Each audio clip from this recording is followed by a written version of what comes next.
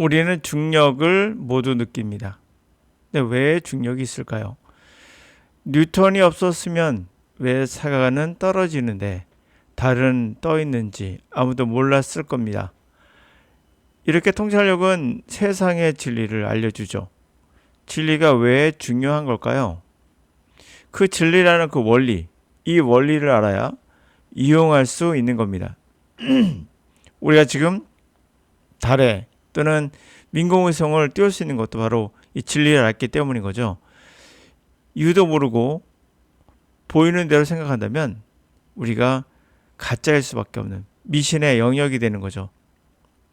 자, 이제 영어로 와서 영어를 단어의 암기나 반복, 학습으로 보는 사람들 또는 인지적 능력, 이해력이나 암기력으로 이렇게 보는 사람은 바보 같은 생각을 하는 사람이에요.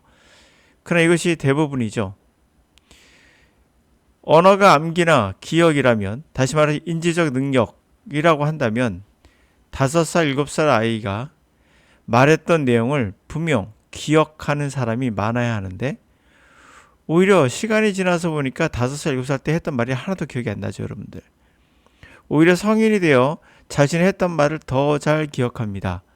하지만 5살, 7살 아이는 기억하지 못할 말을 끊임없이 합니다. 인지적 능력, 좁게는 기억이나 암기에 의존한다면, 그러니까 인지적 능력이라고 보고 영어를 좁게 봐서 기억이나 암기에 의존하는 학습이 맞다라고 한다면, 그게 언어라고 한다면 중학생이 되어도 기억해야 합니다. 그러나 대부분 기억하지 못하죠. 중학생이 되어서 초등학교를 기억해보면 기억이 안 나요. 언어는 기억의 잔재가 아니라는 증거입니다. 명확한. 언어는 생각이죠. 언어의 목적 자체가 선곡입니다. 그러면 생각이고, 생각은 뭐죠? 휘발된다는 얘기예요. 하루에도 수많은 생각을 합니다. 실행에 옮기거나 또 말로 표현하지 않아도 내적으로 말을 하죠.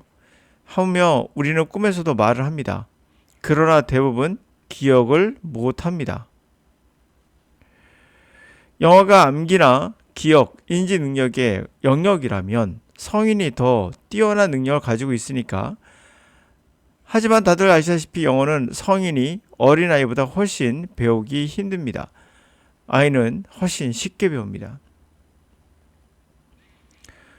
과학적으로 따져보면 두세 살만 돼도 어린아이잖아요. 이미 언어의 핵심적인 것을 마스터한다고 합니다. 그러면 두세 살의 인지 능력 어떨까요? 인지 능력? 성인에 비해서 훨씬 떨어지죠. 그래서 영어는 학습이 아닌 거예요.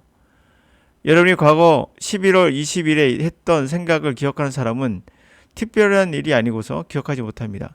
그렇다면 여러분들은 기억하기 위해서는 모든 단어를 특별하게 기억할 정도로 쇼킹한 암기력을 갖고 있어야 돼요. 그 단어 10,000개 넘는 거, 20,000개, 30,000개를요. 모든 단어를 특별하게 불가능한 일이죠. 이렇게 언어의 용도는 생각이고 생각은 휘발됩니다. 휘발되면 뭔가 남기긴 하겠죠. 흔적을. 그게 정의예요. walk, 걷다. 이렇게 암기하면 사용할 수 있습니까? take a walk. 이것도 암기할 겁니까? in a walk은 walk of life는요. my walk은요. 이 용도를 모두 암기해서 사용해 보셔라. 당신은 불가능한 것을 시도하고 있는 거예요. 어차피 이것을 암기하셔도 휘발된다고 했죠? 금방 까먹습니다. 영어의 언어는 이런 무지한 자들이 만들어 놓은 덫에 빠지면 헤어날 수가 없습니다. 평생 감옥처럼 암기만 해야 돼요. 언어는 무의식의 영역이며 우리는 단어의 정의를 아는 사람은 아무도 없다라는 거죠. 단지 용례만을 알고 있어요. 용례. 그 용례를 가지고 추론은 가능하지만 언어를 습득한다는 것은 용례가 아니라 그냥 단어의 정의를 그냥 아는 것입니다. 이것은 의식이 아닌 무의식의 영역이에요. 진리에 조금만 다가가도 암기나 반복으로 영어를 할 수 있다는 사람이 얼마나 고대의 사람, 고대 그리스나 로마 시대 사람인지 알 수 있어요. 다시 말하면 과학적 요소가 전혀 없다는 겁니다. 제 말은. 과거 고대는 암기로 라틴어 같은 학습을 시켰다고 합니다. 책이 나오기 전이니까 아마 두루마리 형태의 파피루스였을 거예요. 이것은 어디에 무슨 정보가 있는 줄 알 수 없어. 모든 것을 암기해야 사용할 수 있어. 암기가 아마 더 중요한 능력이었을 거라 보여집니다. 우리는 책이기 때문에 몇 페이지의 세기를 통해서 알 수 있지만 두루마리 형태에 되는 건 어떤 의미가 어떻게 적용되는지 아무도 몰라요. 그래서 이것을 다 암기하는 게 중요한 능력이 아니었을까. 자, 그래서 언어도 그렇게 했지 않았을까라고 추론이 됩니다. 자, 그렇다고 언어를 암기로 배워야 한다는 사람은 바보짓인 거죠. 고대 로마 사람인 거예요. 암기해봐라. 한 달이면 까먹는다. 당연한 거 아니겠습니까? 밑 빠진 독에 물 붓기라고 있는 거예요, 여러분들은. 발음도 암기하시죠?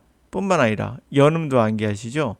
리스닝에는 발음은 당연히 하여튼 연음, 끝도 없이 여러분 암기해야 됩니다. 여러분의 5살, 7살 언어를 여러분의 5살, 6살 언어를 마스터한 아이는 지금 보니 아무 생각도 아무 기억도 없이 자신의 생각과 느낌을 정확한 언어로 표현하고 있었다는 거죠. 왜 기억하지 못할 걸 말하고 있을까요? 암기했으면 당연히 기억을 하고 더 잘 했어야 되죠. 그럼 아무것도 기억이 안 남아요. 그만큼 우리는 무의식의 세계에서 언어를 끊임없이 연습했다는 거예요. 하고 싶어서 한 거죠, 그냥. 왜? 생각이 있고 느낌이 있으니까. 생각과 느낌 아니까. 이것을 어떻게든 표현하고 싶으니까. 그래서 자발적으로 나온 것뿐이지 생각과 느낌 이게 바로 언어예요. 언어의 목적이죠. 언어의 용도입니다. 용도. 근데 이것을 우리가 다 휘발된다는 걸 알아요. 느낌이라는 거 오래가지 않습니다. 충격적이지 않은 이상. 휘발되는 거 그게 뭐죠? 까먹는 겁니다. 언어는 까먹게 되어 있어요. 자, you know that. 당신 아십니까? fork는 don't fly off. 날아가서 to the moon. 달에 떨어지지 않아요. 달로 가지 않습니다. Neither apples nor anything else. 사과나 어떠한 것도 on earth. 지구상에 어떠한 것도 cause the sun. 태양이 crash down. 떨어져서 on earth. 우리에게 부딪히게 만들진 않아요. The reason 이유는 these things 이것들은 don't happen 일어나지 않는 이유는 the strength of gravity pull 중력이라는 힘은 depends on two things 두 가지에 의존하는데 첫 번째 first the mass of object 물체의 질량이죠. 질량이 의존하며 the apple is very small 애플은 굉장히 작습니다. It doesn't have much mass 많은 질량이 없죠. So it's pull on the sun 태양에 끌어당기는 힘 absolutely tiny, 되게 적습니다. Suddenly, 확실히 much smaller than the pull, 뭐보다 적을까요? All the planet, 모든 행성의 끌어당긴 힘보다, 인력보다도 더 적습니다. 당연한 거겠죠? 질량이 적으니까. The Earth has more mass than table. 지구는 더 많은 질량, 테이블이나 trees, 애플보다도 더 많은 질량을 갖고 있고 so almost everything 거의 in the world 세상의 모든 것들은 pulled toward the earth 지구로 당겨지고 있는 거예요. 그래서 That's why 그러니 우리 apples fall from tree 애플이 사과로부터 나무로부터 떨어지지요. Now 자 You might know 당신은 알 수도 있어요. Sun much greater than earth 지구보다도 태양이 크다는 거 아마 알 겁니다. Has much more mass 더 많은 질량이 있다는 것도 알 거예요. So 그래서 why don't apples 왜 애플이 fly off the 날아가서 toward the sun 태양으로 날아가지 않는 것인가? 과학적 이유가 있는 거죠. The reason 두 번째가 나옵니다. 이젠 이유는 the pull of the gravity 중력이라는 건 also 또한 depend on the distance 거리에 의존한다. To the object doing the pulling 당기는 그 물체의 거리 그거의 거리.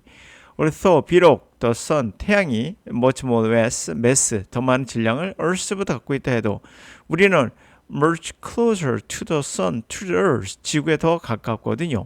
그래서 we feel 우리 gravity를 더 느끼게 되지요. 자, 제가 이걸로 정리할까요? 여러분 5살, 7살에 했던 말들을 기억하지 못하는 이유는 바로 인지 능력이 언어와 관련이 없다는 거예요. 아예 관련이 없는 건 아니겠지만 분명 인지적 관점에서 언어를 본다는 건 잘못된 상황이란 걸 우리가 쉽게 알 수 있습니다. 그러므로 영어를 인지적인 능력으로 보고 말하는 모든 것은 잘못일 수밖에 없죠.